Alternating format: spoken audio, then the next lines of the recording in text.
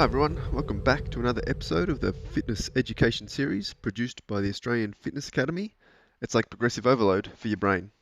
I'm your host, Tom Rock, and today's episode we're going to talk about how many sets you should do per exercise, or how many sets you should do. It's a common question by clients or people that go to the gym is, well, how many sets do I need to do? Should I do one set? Should I do 5 sets? Is it in between?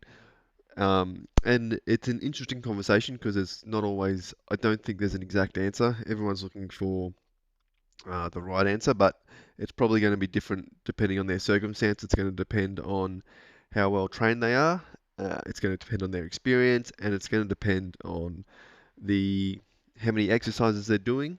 Potentially, it's going to depend on what their overall program split looks like. So there's a lot of factors that are going to go into how many sets someone should do. Um, and I think one thing that I think is important when writing probably a more specific program or a more individualized or personalized program is to make sure you're giving exact recommendations. So if a client sort of jumps on Google or they're looking for generic programs, a lot of the times it'll say um, it'll give a range. It'll say like 3 to 5 sets of 8 to 12 reps at a certain weight or something. So it gives you a vague idea, and 3 to 5 sets or 8 to 12 reps is gives a range, but it's not an exact prescription. And sometimes it can get hard to follow, and definitely hard to add in progression to your programming. So I think the first and foremost important thing is if you are giving out a program or especially for a client and you're trying to individualize and asking questions, give them an exact number. Don't just say, oh, yeah, 2 to 4 sets is fine. Because when you turn up to the gym and they go, I've got to do 2 to 4 sets, well, do I do two? Do I do four?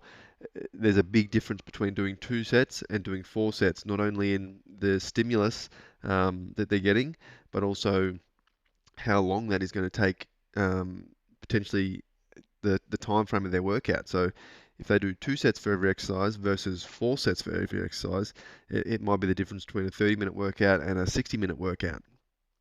And if they're just going off a range and they don't sort of think about tracking it week to week and have a plan, they might do 2 sets one week, 3 sets the next week, 2 sets, 4 sets one week, and then 2 sets the week after. And it's not going to be a good consistent model um, to progress. So yeah, I think if someone is saying how many sets do I do, it's not straightforward. But I think probably the one thing I would say, and where this sort of topic come from, is when I go to the gym, I see a lot of people doing too many sets, and that can be too many sets on one exercise or too many sets over different exercises. So, or for the same muscle group. So if someone is doing bicep curls, for example, they might do 2 or 3 sets of dumbbell bicep curls, but then also do 2 or 3 sets of preacher curls, and then maybe 2 or 3 sets of barbell curls. So before they know it, they've done 8 to 10 sets of biceps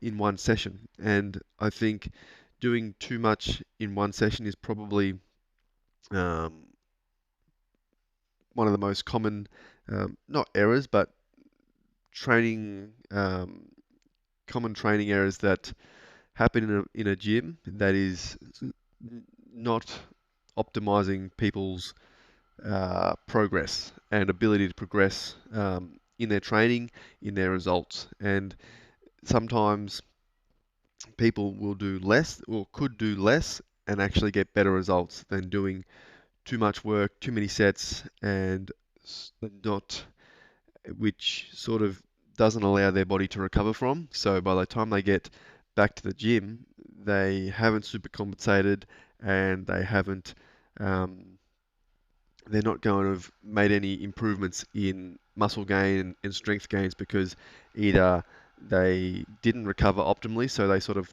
took too long to recover and couldn't train again soon enough, um, or they train again and they haven't actually recovered fully. So they actually end up eventually getting worse and not progressing at all. So I think the number of sets, it is an important variable. Um, And if we talk about, I guess hypertrophy is a good place to start, because that's sort of a general reasoning behind resistance training. It's a common theme, whether you're looking at a weight loss program or a sort of muscle building program. Hypertrophy training is going to be effective in both cases. And generally, sort of around the sort of 10 set mark per week per muscle group is sort of probably the average sweet spot, I guess. Some people will be optimized a little bit more than that. Up to 20 is probably the limit, but generally, sort of 8 to 10 sets per week is pretty good, generally spread over 2 or 3 sessions. So, again, that's going to affect how many sets you should do. If you can train, if you're doing like a full body session 3 times a week, you probably only need 1 to 2 sets um, per exercise because you're training 3 times a week. If you're training sort of 2 times a week or just less than that, you might need 3 or 4 sets per muscle group per workout. Um, Again, depending on your training split and how you split it up. But generally, if you're doing 2 or 3 sessions per week, that'll be sort of where you're trying to hit probably 8 to 10 sets per muscle group per week.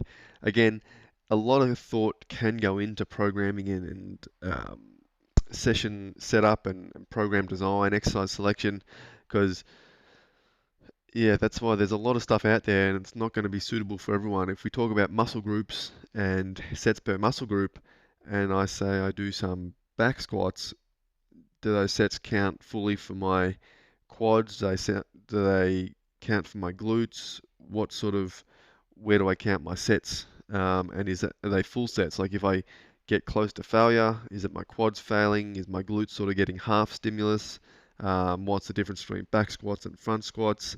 And you can talk about that for sort of a lot of different compound exercises, even bench press. So if I do bench press, um, obviously it's a compound movement, and I'm going to be using triceps, pec major, pec minor, anterior deltoid. All these different muscles are contributing to me to lift the weight. So which muscle am I targeting specifically in my sets? Is it all of them? Is some of them getting less stimulus versus more stimulus?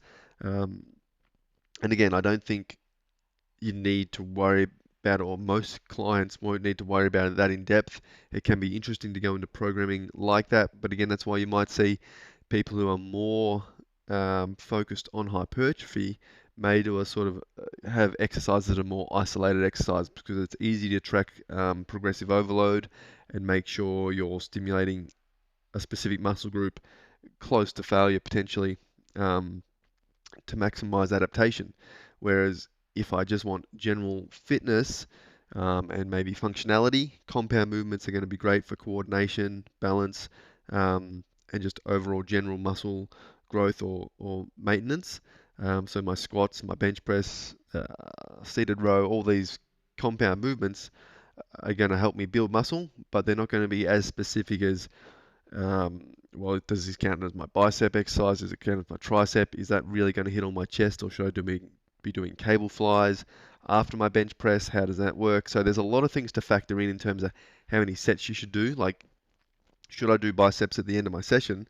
Um, if I've done chin-ups and seated row, and I've activated my biceps in both of those exercises, do I need extra sets of biceps at the end of my session? And it depends on your goals. You probably definitely don't need to do 3 or 4 sets of bicep curls at the end of a session where you've done seated row and lat pull downs, for example, um, to sort of stimulate growth in your biceps. Maybe 1, maximum 2 potentially, but you wouldn't go and do another 2 or 3 bicep curl exercises and 2 sets on each, because it is probably unnecessarily going to make it harder to recover in general, or add to that fatigue and systemic fatigue that you're going to need to recover from in order to maximize your training again in 2 or 3 days' time. So there's a lot to consider, and it will come down to how many exercises a client is doing, what their program split is like. But I think in general, I see a lot out there that are doing too many exercises potentially for a muscle group, or doing too many sets. Potentially, again, it depends on goals and things like that. If I'm doing strength training, and having lots of rest. You might see people doing 5 or 6 sets of sort of heavy lifts, but they're generally a little bit further away from failure and sort of focusing on quality, not quantity. So it depends on how close we are to failure potentially in different goals like strength or power. Different set ranges will come in. So it's something to think about, and you sort of need a holistic view of someone's program before you say, well, that's too many sets or that's not enough sets. So again, I might be in the gym watching someone, think they're doing too much, but if I looked at their overall program, potentially it might be okay. But again, if someone is going to failure on, say, a seated leg extension, and they're doing 6 sets to failure, 8 to 10 reps to failure, that's 6 sets in one session is probably, yeah, they'd probably be one of very, very well trained to sort of recover from that amount of sets, especially if they're doing any other exercises that are going to hit their quadriceps in that session. So, yeah, you've got to take into account how many exercises are being done and stuff like that, and how long you have to recover, how long before your next session, and what's going to be optimal. But generally, per muscle group, probably sort of 6 sets per muscle group per session is probably the maximum you'd sort of go, and that's on the high end, um, I believe. So you'd really want to look at that. If someone's talking to you about it, yeah, let them know that it does come down to recovery in the end. But exercise session structure and how you structure your exercises in your overall program and within the session is going to be important to factor in. But hopefully that gives you a bit of an idea of things to think about when you're looking at how many sets you should do or should prescribe for your client for their training. If you do have any questions on that, guys, or that brings any thoughts up, or you've got thoughts on your own training or situations or circumstances you'd like to get my opinion on, in terms of program design, volume, things like that, send an email to tom@afa.com.au. Definitely happy to discuss it, get back to you, talk about it further in another podcast potentially. So yeah, reach out if you've got any specific questions in certain circumstances in regard to sort of how much volume you should do, how many exercises, and things like that, because the answer will change depending on program setup. Other than that, guys, hope you got a bit out of sort of my thoughts on that one. But yeah, reach out if you do have any further questions at tom@afa.com.au. Other than that, have a great weekend, and I'll talk to you all soon.